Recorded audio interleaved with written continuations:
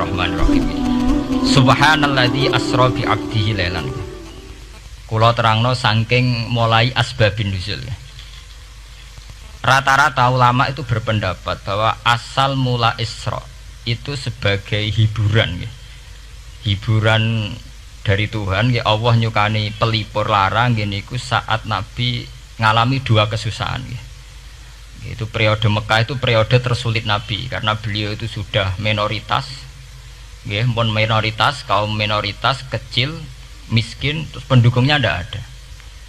Satu-satunya yang menggaransi, yang menjamin Nabi tidak dibunuh itu karena beliau dilindungi oleh sinten pamanipun, sinten Abu Thalib.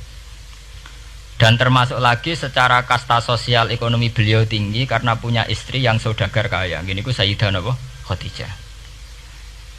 Tapi ternyata orang yang selama ini benar-benar di belakang Nabi, baik secara materi maupun moral, sing entek-entekan berjuang, ternyata wafat. Khadijah Abu Thalib wafat. Terus dikenal tahun itu tahun Amul Husni, tahun kesusahan. Sudah gitu niki sing termasuk ilmiah. Sudah gitu secara ilmiah psikologis kejiwaan Nabi terguncang. Niki rungokno tenan niki ngaji. Terguncang itu karena secara mitos keyakinane tiang Arab niku pun kadung kedikte embek keyakinan yang ditanamkan ulama-ulama Yahudi dan Nasrani. Nggih, kula baleni malih nggih. Kafir Mekah itu orang-orang bodoh, orang-orang enggak terpelajar. Mereka itu punya satu mitos, satu keyakinan yang ditanamkan oleh tokoh-tokoh intelektual Yahudi maupun Nasrani. Apa keyakinan itu? Bahwa kenabian itu yang paling mungkin kalau orang itu dari turunan Bani Israel. Orang mungkin Nabi kok ora turunane wong Yahudi atau wong Nasrani. Sehingga ketika Nabi mendakwahkan diri sebagai Nabi, mereka bilang antaqulu innama unzilal kitabu ala ta'ifataini min qablina. Nak jenenge wahyu harus tidak jauh-jauh sangka turunan-turunan Yahudi. Sebab itu banyak cerita di Quran, cerita konsultasi tiang kafir Mekah pada tokoh-tokoh Yahudi. Setelah konsultasi ya disesatkan. Orang mungkin Nabi kok nggone ummiyin, mung bintu-bintu untuk napa? Wahyu. Padha-padha dadi nabi rak kita, ora Muhammad. Ini kalau cerita sejarah. Sehingga saat Nabi ngaku Nabi, niku kayak sudah jadi mitos. Nabi itu tidak boleh jauh-jauh dari Palestina. Karena Nabi Ibrahim orang Palestina, Nabi Isa orang Palestina, Yahya Zakaria juga orang Palestina, Nabi Musa juga orang Palestina. Semuanya itu tidak jauh-jauh dari komunitas Baitul Aqsa. Ini ku masjid Baitul Maqdis atau Baitul Muqaddas.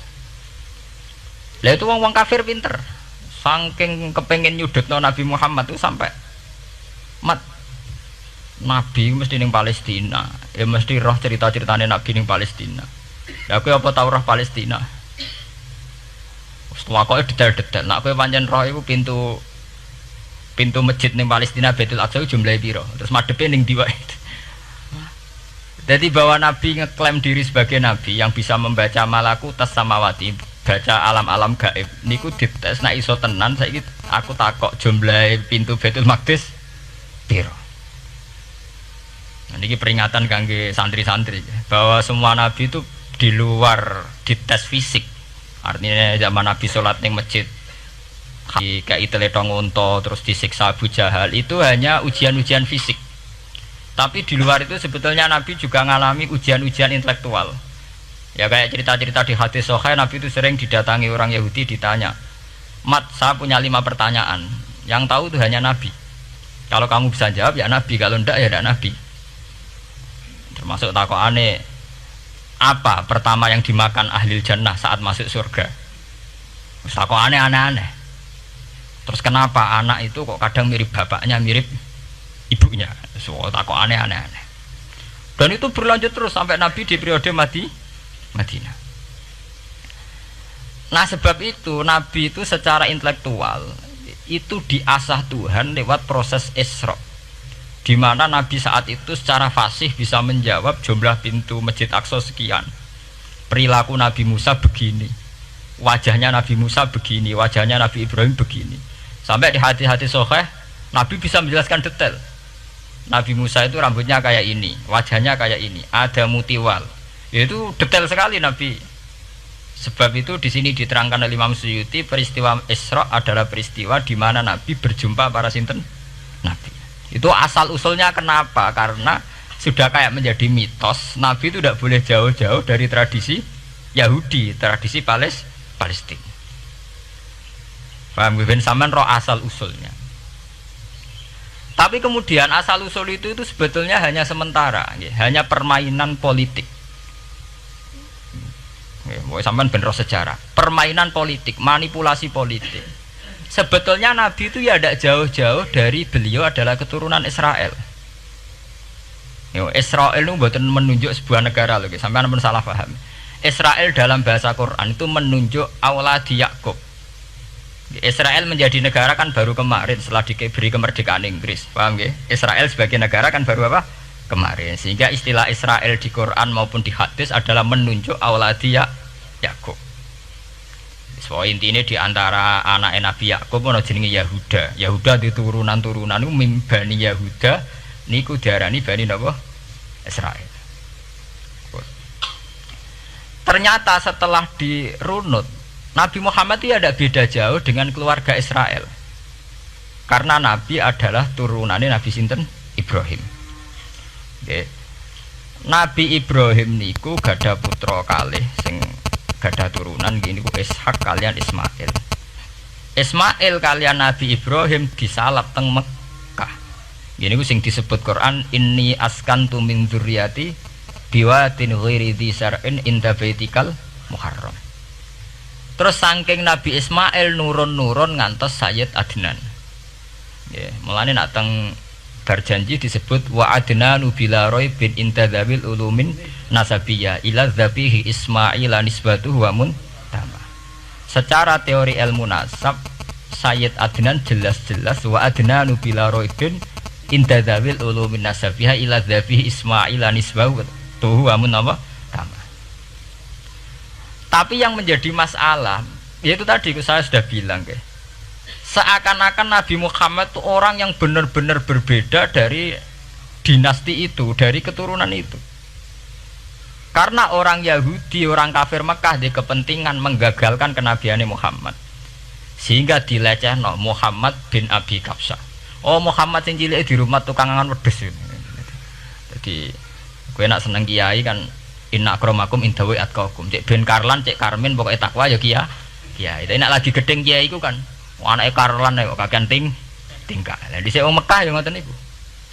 Jadi nak muni Muhammad bin Abdullah bin Abdul Muthalib cek terhormat. Mereka adalah orang-orang bangsawan di seputarku Quraisy.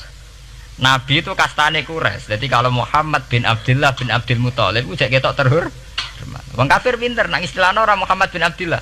Muhammad bin Abi Kabsah, mereka cilik Nabi tahu dirumat, cara kene ya Karlan yang tenjero desa. Mulane Nabi tahu angon wedhus, mereka tahu de bapak angkat sing tukang napa? Wedhus. Lah wong Mekah pinter, dididik wong Yahudi. Kena istilahna aja Muhammad bin Abdullah bin Abdul Muthalib, iku cek kekerenan, terlalu napa? Keren. Jadi Muhammad bin Ibnu Abi Kabsah. Di wong nak seneng Pak Harto kan Soeharto jenderal besar. Nek sing gedeng wong kemusuk kan repot. Terus nyebut desa asli ini asal sulit.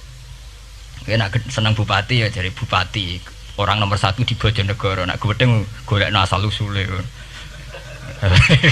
Sing ngoten mun sunatullah mulai riyen sampai kiamat ya. Sunatullah lihat ikut kelas napa? Mengkobel. Walanta jadi sunnatil lain napa? Tabdila. Ya akan begitu. Nah sehingga peristiwa Isra itu satu peristiwa rohani ya. Selain peristiwa rohani nanti akan diwajibkan sholat, juga ada peristiwa intelektual, ada pengajaran intelektual bahwa semua nabi itu harus punya tradisi yang sama, punya karakter yang sama. Sehingga nabi dalam proses Isra itu dipertemukan dengan Nabi Ibrahim, Nabi Musa, nabi-nabi yang lain. Dan diskusi di situ juga ada diskusi-diskusi. Paham ya? Niki penting ya, penting kalau terangaken karena kalau tanpa tradisi yang berkelanjutan ya, sing disebut tenggene thariqah jenenge as-sanad al-mu'tabar, sanad sing mu'tabar utawi nak tenggene pondok-pondok kitab disebut sanad sing muttasil. ini nanti semua tradisi kenabian akan melenceng. Kalau melenceng itu ngeri. Karena setiap orang ya, mesti gada subjektivitas sendiri, punya versinya sendiri. Sehingga semua nabi harus model istilah politik itu punya platform yang sama, punya karakter yang sama, punya model yang apa? Sama. Nah, sebab itu secara intelektual Nabi Muhammad itu dikenalkan oleh karakter para nabi-nabi dulu. Nggak detail. Satu Quran 30 juz. Andai kan sampai hafal Quran, sampai ngurunut sejarahnya coba. Kita ini kan kadung dibentuk. Artinya kita ini ya alhamdulillah sudah kadung kebentuk, tahu sejarah para nabi. Tapi asal usulnya kita tahu lewat kitab yang namanya Al-Qur'an. Supaya apa? Nabi Muhammad itu dibimbing bahwa Quran atau ajaran beliau benar-benar musaddiqal lima baina yadeh, benar-benar selaras dengan ajaran sebelumnya. Mulai ajaran yang bersifat samawi sampai hal-hal yang basariyah, yang menyangkut tabiah apa? Basariyah.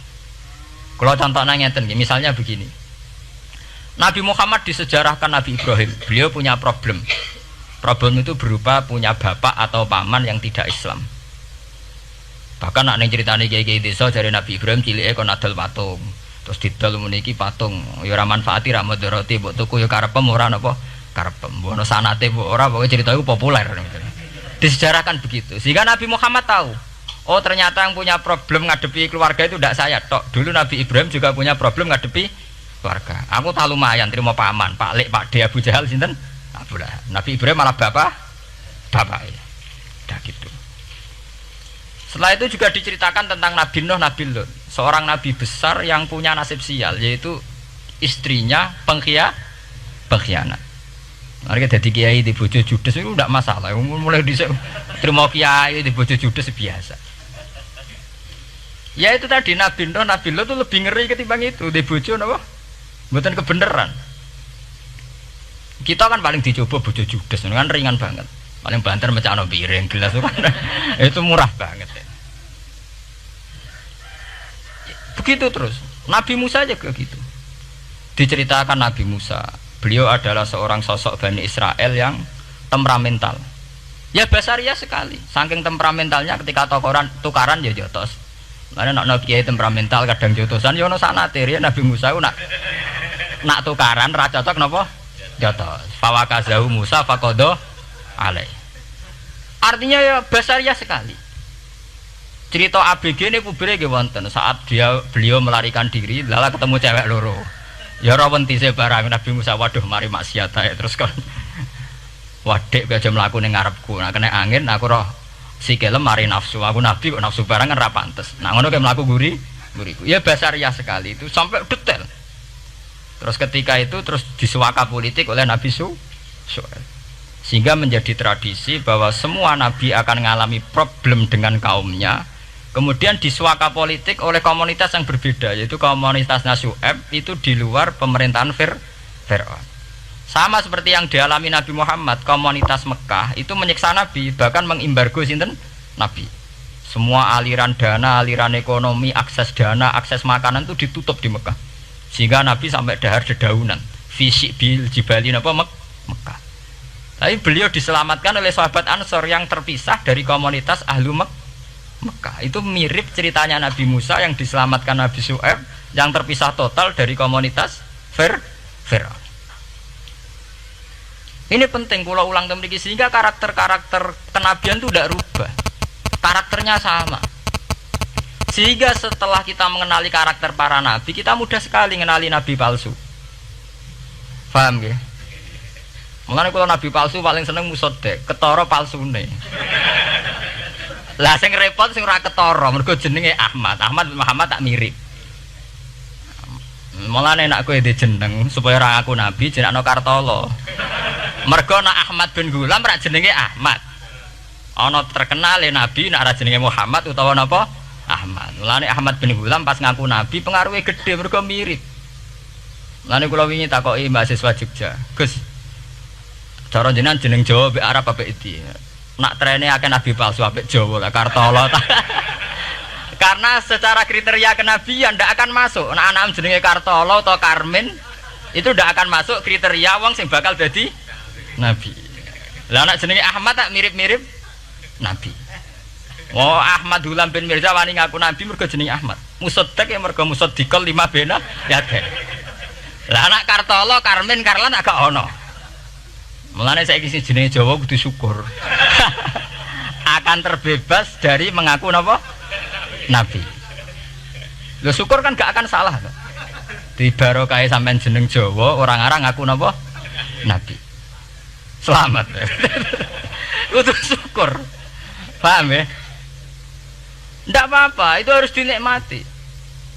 Ya itu tadi ya, karena Nabi itu punya karakter yang sama, punya tradisi yang sama, yang mirip-mirip. Itu kenapa Quran berkali-kali menceritakan sisi-sisi kenabian Nabi di luar Nabi Muhammad. Karena biar karakter Nabi Muhammad terbentuk, ya, terbentuk dengan karakter Nabi sebelumnya. Tidak melenceng. Kemudian tuh ditiru oleh ulama kita. Kita punya guru punya guru lagi, punya tradisi yang sama. Nak mulang kudu istiqomah, santri loro lah kudu diulang. Nah sedati kiai aja mripat ijo nak roh dhuwit. Wis pokoke dilatih. Nah, tapi dari kiai saiki orang mripat ijo, mripat abang. Mergo dhuwit saiki abang. Dhisik dhuwit paling gedhe rak 50.000 iku rak ijo. Lah saiki 100.000 abang. Dadi saiki nak nasihati nak roh dhuwit aja mripate abang. Mergo ijo wis gak akeh saiki. Paham napa? Kena akal-akalan ngoten njen repot. Tugare kula di santri dablek nek di bojo aja moro tangan. Kula mboten moro tangan, kula saduk, moro sikil. Kena anekdot ngono rusak. Adu-adu ning bojone. Bojone loro, bareng bojone nguwak. Kowe jare rabi Pak ning jaba, bojom jare loro fitnah, Dik. Sing bener telu. Ayo kan repot. Ketemu cangkem elek rusak kabeh. Fitnah udah nak loro. Sing bener apa? Telu. Lah sakniki mun politik ngoten enggak saya sebagai pejabat tidak pernah mengkorupsi 1 sen pun uang rakyat. Wong edan tapi korupsi ya sak sen. Ngomong ra waras tapi korupsi napa? Sak sen. Ngono miliaran tok. Korupsi napa? Sak sen. Ya mesti ae. Geneman. Ayo, jadi zaman akhir itu kayak zaman dhisik, kayak Abu Nawas kabeh. Jadi apa-apa niku mun mboten karu-karuan. Mun ya. Wah itu permainan kata begitu niki kula penting kula terangaken nggih. Saya sebagai ahlul Quran, orang yang banyak baca Quran nggih. Itu kita akan tahu betul betapa parahnya nggih atau akibat negatifnya dari permainan kata itu. Dan itu dilegalkan Quran, disahkan Quran dalam beberapa ayat. Yaqulun apa yuriduna ayutfi'u nurallahi bi afwahihim. Orang-orang Yahudi, Nasrani, kafir Mekah itu ingin sekali membunuh Islam lewat permainan kata bi afwahihim. Yaitu tadi misalnya kalau Muhammad bin Abdullah bin Abdul Muthalib itu kelihatan keren karena masih Bani Quraisy. Tapi kalau diistilahkan Muhammad bin Abi Kabsah, wah Muhammad sing anake Karlan iku iku ora ummiyin. Juga lagi dadi wong alim terus diistilahno bapakmu sing cilike iku angon wedhus. Ya terus repot terus ajur kah? Kabeh. Itu bi afwahihim. Efektivitas bi afwahihim itu sampai tenggene Tarikh Suyuti wonten keterangan wa min dzalika irtadda jam'un minas sahabah. Dari permainan kata yang ditanamkan orang Yahudi itu sampai banyak sahabat yang murtad. Istilahnya itu jam'un minas sahabah. Meskipun setelah murtad itu ya divonis tidak sahabat. Misalnya menyangkut nasa mansuh. Orang Yahudi pinter, du'afaul muslimin, orang-orang muslim yang imannya masih lemah. Delok le nabimu, wong kok pelin-pelane ngono. Dhisik Ka'bah madhep Baitul Maqdis. Iku wis bener iku, mergo kiblate Nabi Musa. Nabi-nabi dhisik kiblate Baitul Maqdis. Nah, saiki gara-gara dekne kangen keluargane pancen dekne cak Mekah, saiki kangen Mekah. Terus kon manggon omahe buyut-buyute. Dadi saiki kiblat diadepno omahe buyute. Kangen-kangene dhewe tunggu urusan kiblat jare. Jadi pas Nabi itu masih di Medina. 16 bulan Nabi salate madhep Baitul Maqdis. Suatu saat tok wahyu falan walliyana kiblatan tarduha. Fawalli wajhaka satral Masjidil Haram. Sakniki kan madhep teng Mekah. Sajane iki normal saja. Artinya normal ya normal. Tapi orang Yahudi memanipulasi bahwa itu fakta bahwa Muhammad itu memimpin agama dengan cara tradisinya sendiri. Mergo dekne kangen keluargane ra iso muleh. Terus salat madhep daerahe dhewe. Nggo pelipur lar. Ya jare sahabat sing duwe hafal muslimin diangen-angen ya iya. Nah niki kula peringatan tentang santri-santri ya. Sebab itu kalau sampean jadi kiai itu santri harus punya wawasan intelektual yang luas. Semenjak itu Quran mewahyukan secara nalar sejarah. Ya niku sing disebut ayat inna awwala baiti wudi'a lin-nasi lalladzi bi Bakkata mubaraka wa hudal lil alamin fihi ayatum bayyinatum maqamun apa Ibrahim. Akhirnya Nabi Muhammad nantang ning tokoh-tokoh Yahudi. Apa salahnya saya punya dua kiblat? Baitul Maqdis adalah kiblatul anbiya karena dulu Nabi Musa di situ, Nabi Isa di situ.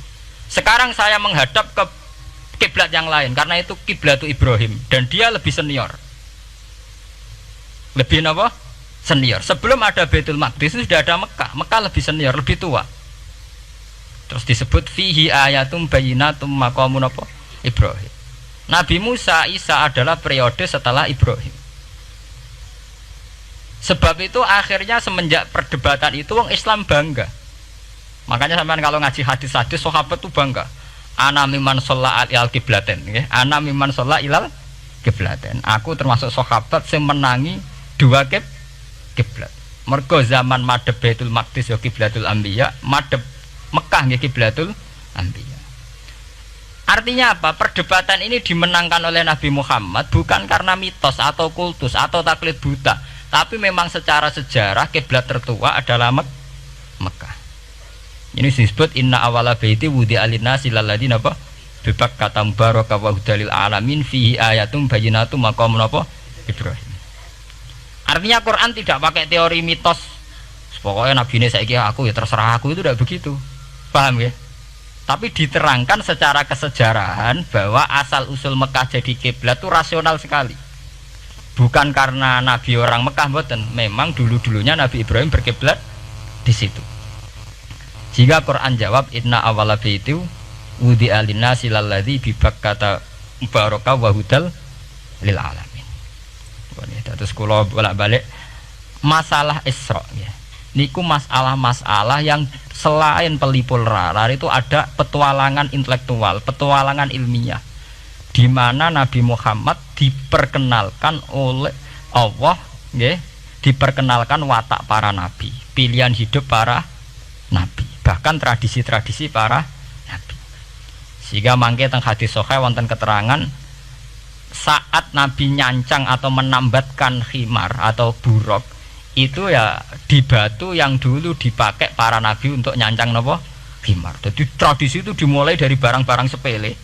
Carane nyancang buruk we nabi mirip sama dengan nabi-nabi yang apa dulu. Terus memulainya Mi'raj juga sama dengan nabi-nabi dulu. Bon niku sing secara ilmiah tarikhiyah. Saat ini sing menyangkut akidah firqah fil Islam. Nah niki kula terangno. Menurut ahli sunnah, orang yang mengingkari Isra itu kafir. Ya kafir karena dzukira fil Quran, nggih. Isra itu dzukira fil Quran. Makanya tadi saya jarang sekali pakai bahasa Mi'raj. Ya, tapi nak teng Indonesia wis kadung menang merjep peristiwa Isra dan apa? Mi'raj. Pokoknya bahasa kadung salah, kadung menangan ya menangan. Wis kadung istilah Isra dan apa? Mi'raj. Sebetulnya yang disepakati ulama itu hanya Isra. Artinya yang memungkiri Isra itu kafir karena dzikra fil Quran. Lah kemudian Mi'raj menurut keyakinan ahli sunnah itu terjadi. Setelah terjadi itu masalahnya biruhi wa jasadihi jami'an ma'an atau biruhi faqat. Nah, kemudian menjadi firqah-firqah yang macam-macam. Ada yang meyakini biruhi wa jasadi, ada yang meyakini biruhi napa faqat. Sampeyan kalau ngaji Al-Kawakibul Lama'ah karangannya Mbah Fadl atau kitab-kitab panduan ahli sunnah yang disahkan oleh NU dulu pas musyawarah besar di Jepang yang dipakai panduan itu dulu yang disahkan itu Al-Kawakibul Lama'ah yang dikarang Mbah Fadl itu memang kita termasuk ngikuti yang biruhi wajah seti.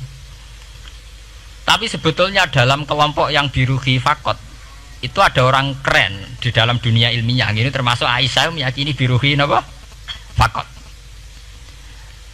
Ya, tapi itu sudah masalah-masalah kemudian berkembang menjadi di luar masalah firqah terus menjadi masalah said, masalah pengetahuan.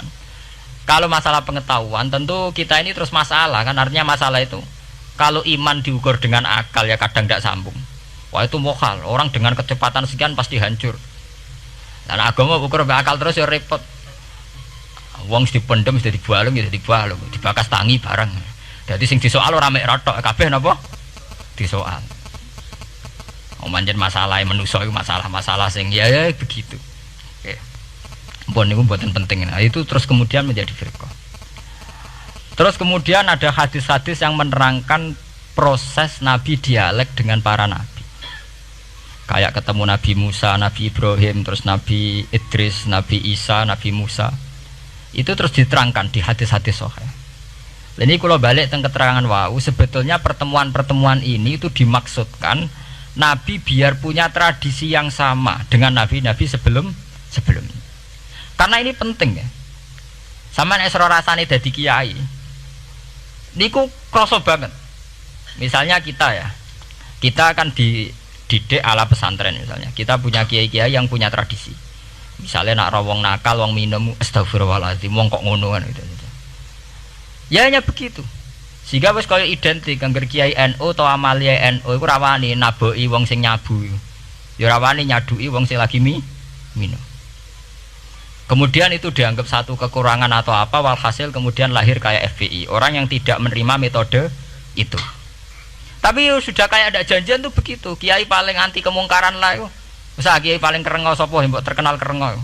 Mereka tidak punya catatan repot bahwa mereka pernah jotosi wong minum. Masih sing sering jotosi santri lah itu tetep ora tau ono terkenal jotosi napa?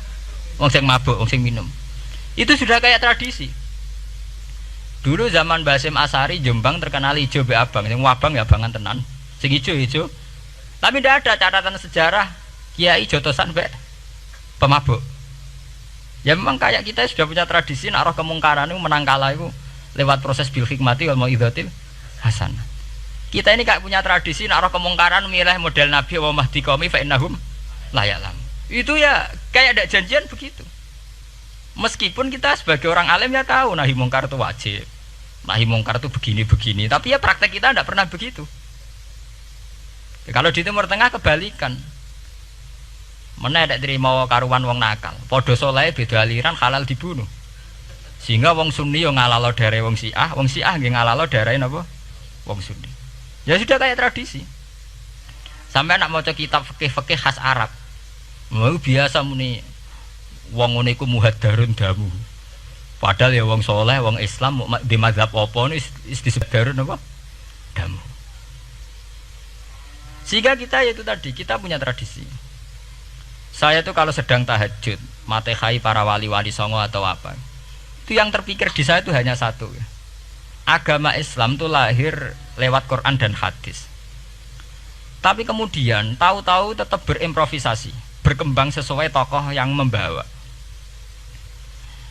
Sampai kalau melihat Islam di India dulu sampai perang besar-besaran, kemudian zaman Abul A'la Al-Maududi, zaman periode Muhammad Iqbal, sampai India pecah, kemudian jadi Pakistan yang bernegara apa?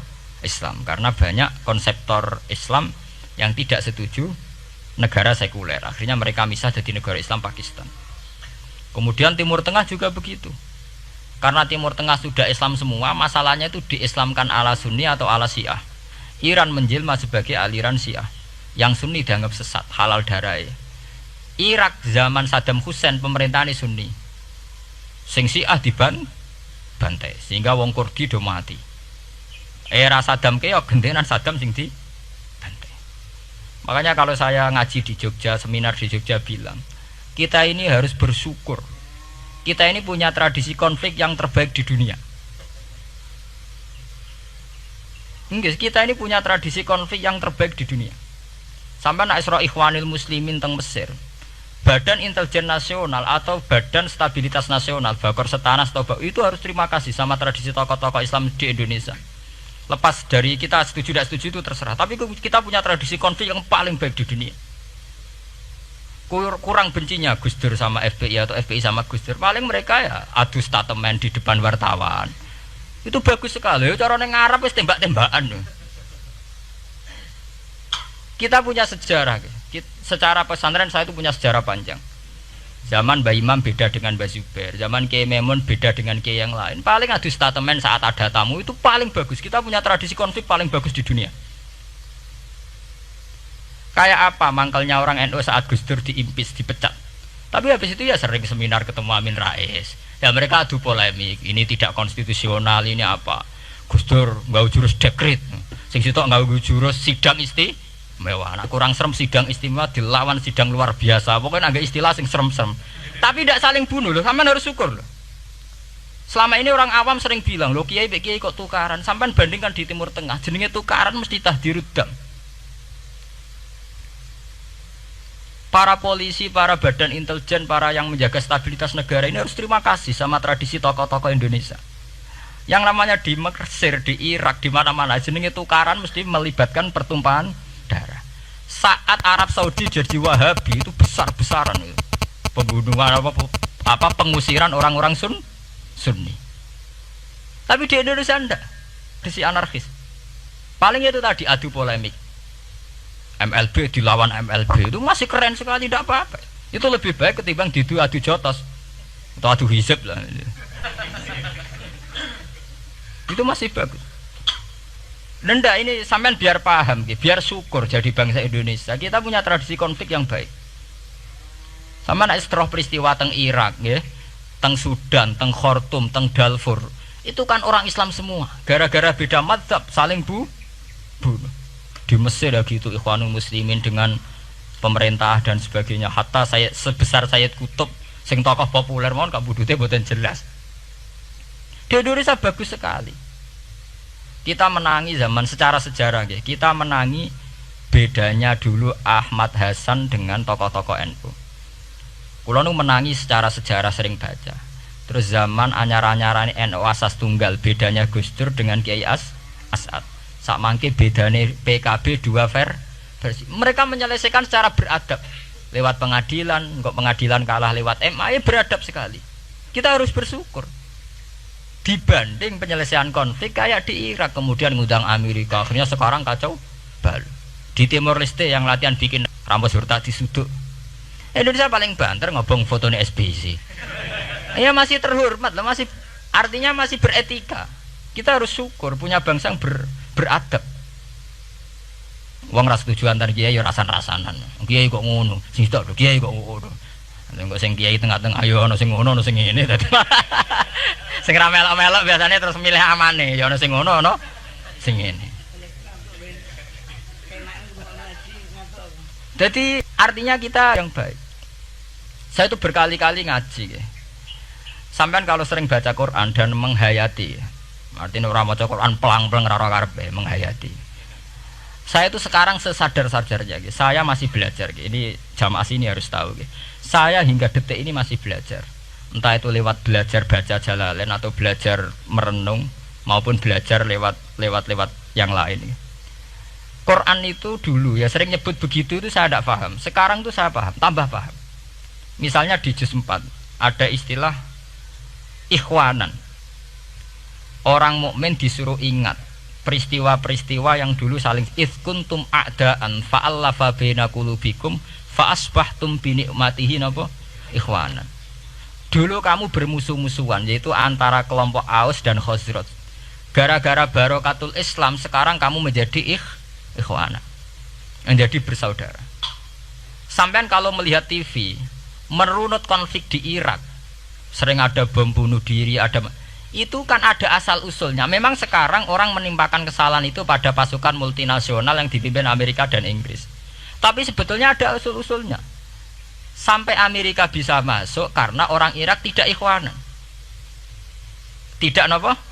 Yaitu ada Syiah, ada Sunni, mereka saling menikam, saling bunuh. Sehingga karena ada ikhwanan ini pihak ketiga masuk, yaitu tentara multinasional.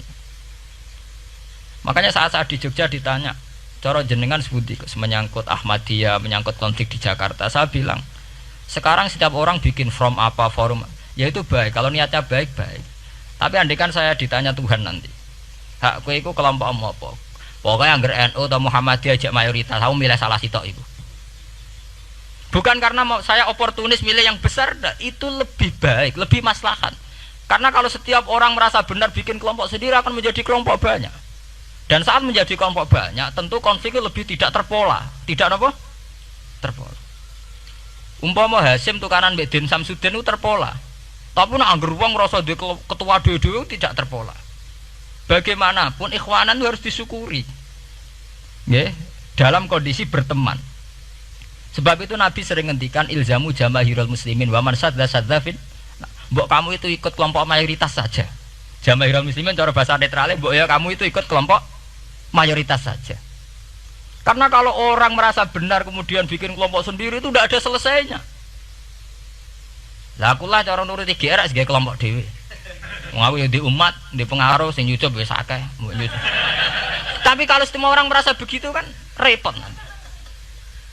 Mursid di kelompok dhewe, tukang toreko di kelompok dhewe, tukang ngaji di kelompok dhewe. Model kitab pirang-pirang sesuk ana jamaah Jalalain, jamaah Muin, jamaah Fathul Wahhab. Nek sing iso ngaji jamaah tahlil, jamaah istighosah. Ora ana bar itu. Saya tuh kalau ditanya di Jogja, meskipun saya kritis, artinya kritis itu mungkin terhadap satu fenomena kita tidak setuju atau Muhammadiyah dalam banyak hal atau satu dua hal. Itu tidak menjadi alasan kita untuk tidak mengikuti mainstream.